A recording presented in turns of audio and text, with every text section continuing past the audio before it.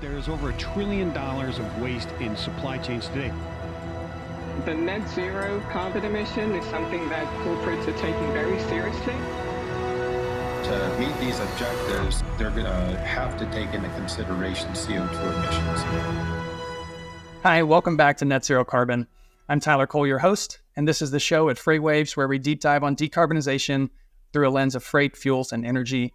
Today, I have the pleasure of being joined by Todd Ellis, Vice President of Sales and Marketing at Chevron Renewable Energy Group. Todd, how are you? Hi, Tyler. I'm doing great today. Looking forward to our conversation.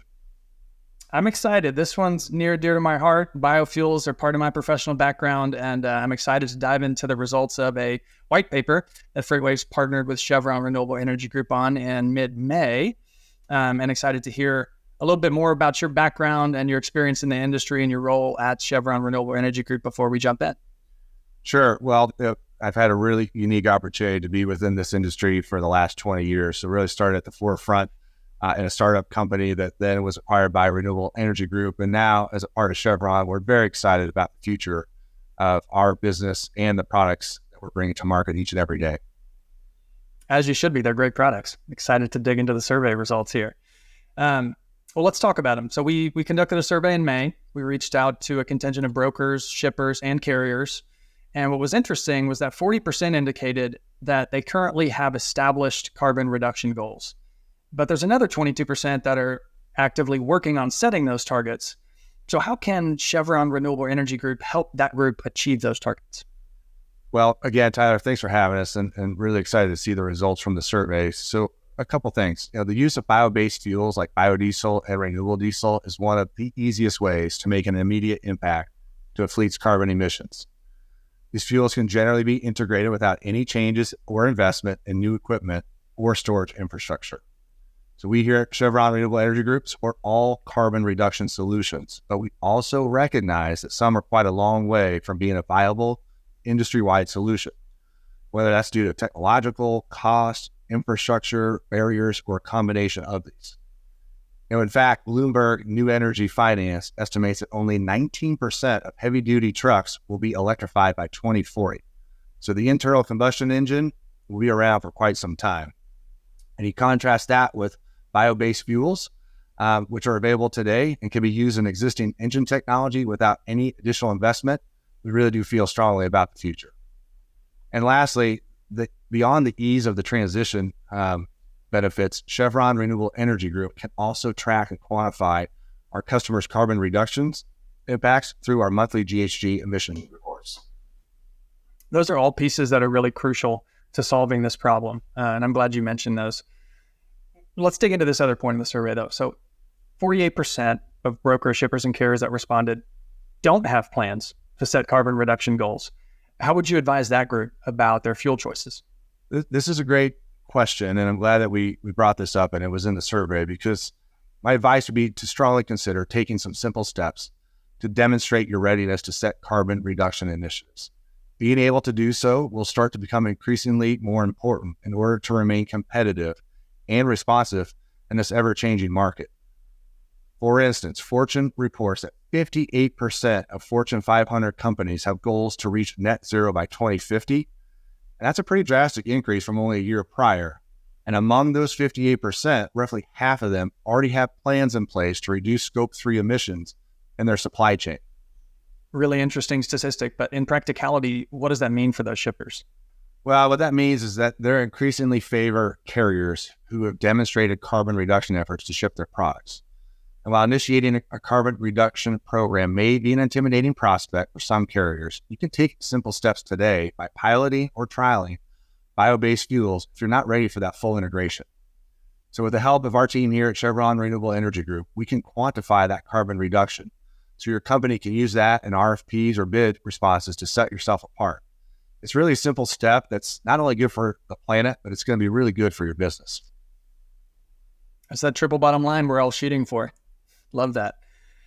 Here's another one. So among those surveyed in this white paper, some of the top reasons that they cited as barriers to adoption for biodiesel and renewable diesel included things like price, performance of the fuels, and how effective are they really at reducing carbon emissions. How would you address some of those concerns? Yeah, I'm really glad we did address this in the survey because really, simply put, those are all just misconceptions about bio-based fuels. And so let me go ahead and address each one by one. So first, in terms of price, B20 biodiesel blends and renewable diesel have both been relatively consistent with the price of biodiesel, with the price of petroleum diesel over the last 5 years.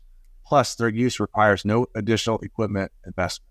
Secondly, in terms of performance, biodiesel outperforms petroleum diesel in both lubricity and cetane content.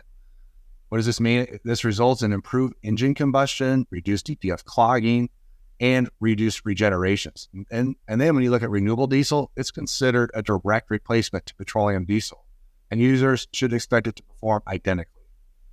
And then lastly, in terms of carbon reduction effectiveness, the effectiveness of biodiesel to reduce carbon often surprises many people. In fact, it's among the most effective solutions and certainly the easiest to implement.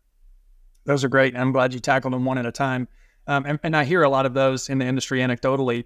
Do you have any data or background or statistics to be able to dive deeper into some of those? Absolutely. So let me just share a few stats for the listeners that I think are actually going to surprise them. First, compared to petroleum diesel, biodiesel and renewable diesel may reduce carbon emissions by up to 100% for fossil carbon.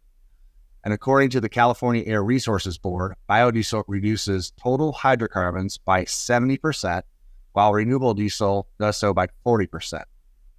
Then we take that compared to electric. A 2020 study by the National Renewable Energy Lab showed battery electric transit buses have an estimated energy efficiency ratio of 3.8, which leads us to believe biodiesel may actually be 56% more effective at reducing carbon than electric when taking the grid into consideration. And then lastly, when you look at carbon intensity scores as determined by CARB, biodiesel has it's been consistently lower than both liquid natural gas and hydrogen for many years. So in conclusion, bio-based fuels are just as effective and often more so than other solutions being explored, most of which require infrastructure, new equipment investments, or both, that aren't required with biodiesel and renewable diesel. It's such a good solution. Thanks for bringing out a lot of those statistics and for joining us today. I learned a lot. I'm sure listeners have learned a lot. Would you leave them with any parting words? Sure. Well, first of all, Tyler, thank you. And thanks to Freightwaves for partnering with us on this survey. We're really happy with both what we revealed and actually here to share the story and a few more stats. And so, first of all, I want to encourage everyone who's interested to check out the full survey results, which are available from Freightwaves in the form of a white paper right here on freightwaves.com. Beyond that, I just want to close by reiterating that carbon reduction is something that carriers and brokers across all modes will have to begin demonstrating in order to remain competitive. And we believe biodiesel is not only likely the easiest solution to implement today, but it's also perhaps the most effective. So I'd encourage our listeners, check out our complete line of Endura fuels by heading over to our website, www.regi.com. Thanks again, Tyler. It's been a great opportunity to speak with you today. I loved it. Grateful for your time, and we'll definitely link in the show notes to not only the white paper where listeners can go check it out and learn more, but also regi.com so they can learn more about the Endura Fuels line. Thanks, Todd. Thank you. Have a good day. There is over $1 trillion of waste in supply chains today. The net zero carbon emission is something that corporates are taking very seriously. To meet these objectives, they're going to have to take into consideration CO2 emissions.